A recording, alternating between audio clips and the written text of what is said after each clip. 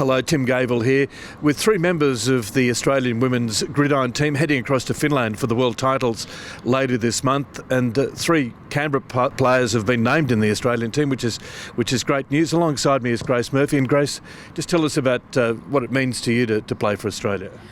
Look, I'm really excited, I find it a little bit daunting, but just incredibly proud to wear the green and gold. And after all the work that we've put in, especially the three of us training in Canberra, I'm very excited. And to be with two of my really good mates is just an awesome opportunity as well. Just tell us about the preparation that you've had to do to get to this point. So we found out in December that they were definitely going to go ahead with the World Championship this year. And since then, it's been full on. It's been sort of 5 days a week in the gym. It's been 3 to 4 field sessions a week, trying to organise between the three of us and our jobs, just to be able to get that FaceTime together as well. It's been a full-on commitment, but we're at the pointy end now, which is really exciting. Is it hard to sort of get recognition in Canberra playing women's gridiron? Yeah, it is. Look, we actually this year are starting up a Canberra team again, which will be the first time in a little while. So Daniela and I both played in the men's comp this last season just gone, and Danny was coaching, which was awesome. So we've all sort of been around each other in the last season at least, but excited to get a women's team back up and running in Canberra as well.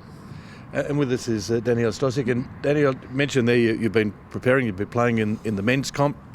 Does it ready you, do you think, for the World Championships? Oh, absolutely. It's just a different environment, it's just a different ball game altogether playing with the men's. So it's definitely sort of hardened and prepared a bit better for Finland this year. So. Yeah. And what does it mean to you to be playing for Australia? It's a privilege and an honour to be playing and wearing the green and gold for the country. So, can't wait to get there. It's been a disrupted couple of years, hasn't it, because of COVID? Oh, absolutely. So obviously COVID's impacted a lot of people, not only in sport but just in general, sort of broader community. So to be able to actually have a definitive sort of tournament is it's just great for the women's gridiron in the country. How do the boys treat you when you play against them? They don't go soft on you, do they? No different. I've been around around the club for quite a while, so I do know a lot of the players and a lot for a long time. So they don't treat me any different than they would any other player on the team. That's good. Yeah. All right, I'll just get the other Danny, Danny de Groot, and Danny. Obviously, the obvious question is you've been selected to play for Australia. It's a great moment, isn't it? It is. It's absolutely unbelievable. So, the many of years that we've all been playing, just the hard work that we've done up until this point, like Grace said, getting told in December that it's actually going ahead, and then all of us just going full steam ahead really to make the squad. And it's been a long time coming for a lot of us to get on this team. With Ducky again and myself and Grace for the first time. We're very, very proud.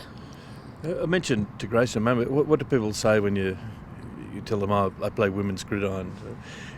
Does it take a fair bit of explaining to tell them what it's about? Not really. I think just most people are quite surprised that there's gridiron, in Australia and even in Canberra. So they just come off with a bit of a shock, but they're really intrigued when I tell them about it and they want to ask questions. So it's really nice for people to be wanting to engage in that. Yeah. What was it like coaching, looking from the sidelines? Was it a different experience? It is, especially coaching men's. So I coached the men's last season, and very different, especially because I play 11-man football, which is what women don't play here, but we will be playing in the World Cup. So very different from coaching women's. Yeah, okay. Yeah. Now, you've got a fundraiser coming up, haven't you? I'll ask you all about that, what it means to sort of get the community behind you, but you've got a fundraiser coming up to help you go across to the World Titles. We do. This Saturday night, so the 9th, Saturday the 9th of July at the Greyhounds. We've got a trivia night starting at 5 o'clock. Yeah. So we'd love the support for people to come on down and help us get to Finland and have a great, fun night. Plenty of questions about gridiron, I'd imagine. I hope so. I think Danny wrote them, so there's probably lots about there's lots about gridiron. Yeah. Yeah. Is it tough because you're working as well to try and get financial to get across there? Because you don't get paid for playing, obviously. Yeah, so all in all, it does cost us a fair amount. So it is a massive commitment for us personally. And, we're all very lucky that our workplaces have supported us because it's a huge time commitment as well. But yeah, we all work full time and it sort of feels like a second full-time job trying to fundraise and get fit to get over to the World Cup. That's great. And Danielle, just what does it mean, I guess, to have this fundraiser and it's starting to feel real now, I'd imagine? Oh, absolutely. Someone messaged me from my positional group today and said, 17 days and counting, how are you feeling? And it just sort of hit that, it's very soon that we're sort of leaving to go and play. That's great. Yeah. Thanks very much for joining us down here. All the best. Hope it goes well for you. Thank you very much. Thank you so much. The two Dannies and Grace down here. 3 members of the Australian team, all from Canberra, which is great news for the Australian women's gridiron team, preparing to go to the World Titles in Finland later this month.